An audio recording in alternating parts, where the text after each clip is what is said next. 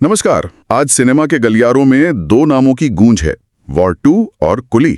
जी हाँ, एक तरफ ऋतिक और जूनियर एनटीआर की धमाकेदार एंट्री है, तो दूसरी तरफ थलाइवा रजनीकांत अपने पुराने अंदाज में। बिल्कुल। तो सवाल ये उठता है कि भाई टिकट किसका खरीदा जाए। हाँ। आज हम अपने स्रोतों से मिली जानकारी के आधार पर इसी का थोड़ा विश्लेषण करेंगे। हाँ, देखते हैं कि किसमें क्या खास है, कहाँ कौन चमक रहा है और कहाँ शायद थोड़ी कमी रह सकती है। तो दोस्तों, बहुत सारे लोगों का एक क्वेश्चन है कि कौन सा फिल्म अच्छा होने वाला है, कौन सा फिल्म बेस्ट होने वाला है। तो अगर इस वीडियो को आप लोग पूरा खत्म कर लेते हो तो आप लोगों को एंड तक कोई क्वेश्चन भी नहीं रहेगा। आप लोग एकदम क्लियर हो जाओगे कि आप लोगों को देखना कौन सा मूवी है। तो चलिए वीडियो को शुरू से एंड तक पूरा देखना। हाँ, कौन सी फिल्म पैसा वसूल अनुभव देगी, समझने की कोशिश करते हैं। बिल्कुल। और मजे की बात यह है कि दोनों फिल्में मतलब एकदम अलग तरह का एक्सपीरियंस दे रही हैं। हाँ। एक तरफ जबरदस्त एक्शन, जासूसी वाली दुनिया, भव्यता, और दूसरी तरफ कहानी, किरदार और रजनीकांत का वो करिश्मा। सही। तो चलिए थोड़ा और गहराई में उतरते हैं। जरूर। पहले वॉर 2 को लेते हैं। ये YRF मतलब यश राज फिल्म्स के स्पाई यूनिवर्स का हिस्सा है। हाँ, जैसे टाइगर थी, पठान थी, उसी कड़ी में। एग्जैक्टली। ऋतिक रोशन वर्टस आ रहे हैं आर्य, एजेंट कबीर के रोल में, और उनके सामने है साउथ के सुपरस्टार जूनियर एनटीआर, जिनका ये हिंदी डेब्यू है। ये बहुत बड़ी बात है। बिल्कुल। और स्केल तो बहुत बड़ा है। हाँ, सुनने में आया है करीब 400 करोड़ का बजट। बाप रे, 400 करोड़! और 5000 स्क्रीन्स पर रिलीज हो रही है। IMAX, 4DX मतलब सारे बड़े फॉर्मेट्स में। जाहिर है पूरी तैयारी है। लेकिन मेरे ख्याल से जो सबसे बड़ा हुक है वो है ऋतिक और जूनियर NTR का आमने सामने होना, है ना?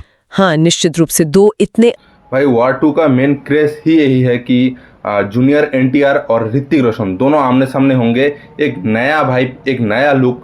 तो इस फिल्म को आप लोगों को कैसा लगने वाला है वो भी एक क्वेश्चन है कि ये फिल्म कैसे शूट हुआ है, कैसा इसका कहानी होने वाला है। तो सब कुछ मैटर करता है। तो चलिए बाकी का जानकारी भी लेते हैं। अलग स्टाइल के एक्टर्स का टकराव जी। और सूत्रों के मुताबिक हाई टेक एक्शन पर बहुत फोकस है।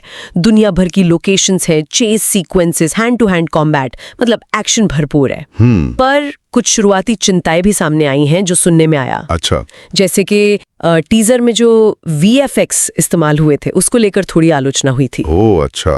और कुछ ऐसी भी फुसफुसाहट थी कि शायद डायरेक्टर और लीड एक्टर के बीच कुछ क्रिएटिव मतभेद चल रहे थे। ओके, ये वो चीजें हैं जिन पर नजर रखनी होगी जब फिल्म आएगी। बिल्कुल, देखना होगा इनका असर स्क्रीन पर दिखता है या नहीं। ठीक है, तो ये तो हुई वॉर 2 की बात। अब आते हैं दूसरी बड़ी रिलीज पर, कुली। जी, कुली। इसके डायरेक्टर हैं लोकेश कनराज। हाँ, आजकल इनका नाम बहुत चल रहा है। वो मास एंटरटेनमेंट और थोड़ी स्मार्ट कहानी को मिलाने के लिए जाने जाते हैं। सही कहा। और यहाँ रजनीकांत है अपने पुराने वाले अंदाज में, और साथ में श्रुति हासन, नागार्जुन भी हैं, और एक सरप्राइज एलिमेंट भी है शायद। हाँ, सुनने में आया है कि आमिर खान का एक कैमियो, मतलब एक छोटी सी भूमिका है। अरे वाह। फिल्म की लंबाई भी ठीक ठाक बताई जा रही है, करीब 2 घंटे 48 मिनट। और तो दोस्तों, लगभग 3 घंटे का ये फिल्म होने वाला है। इसका मतलब है कि इस फिल्म के कहानी के ऊपर बहुत ज्यादा जोर दिया गया है। शुरुआती जो खबरें आ रही हैं वो कह रहे हैं कि ये कबाली के बाद रजनीकांत की सबसे दमदार फिल्म हो सकती है। जी, ये बहुत बड़ी स्टेटमेंट है। बिल्कुल। यहाँ जो देखने वाली बात होगी वो ये कि लोकेश कनराज का स्टाइल रजनीकांत के स्टारडम के साथ कैसे मेल खाता है। क्योंकि स्रोत यही बता रहे हैं कि फिल्म की असली ताकत शायद इसकी कहानी और किरदारों में हो सकती है। मतलब एक्शन के साथ साथ कहानी पर भी जोर। हाँ, कोशिश यही लगती है कि मास मोमेंट्स भी हों, रजनीकांत के फैंस के लिए सीटियां बजाने वाले सीन भी हों, लेकिन कहानी में भी दम हो। अच्छा। रजनीकांत के डायलॉग्स, श्रुति हासन की परफॉर्मेंस में इमोशनल डेप्थ की बात हो रही है, और आमिर खान की मौजूदगी क्या वैल्यू ऐड करती है वो भी देखना होगा। सही है। लेकिन हाँ, उम्मीदें बहुत ज्यादा हैं।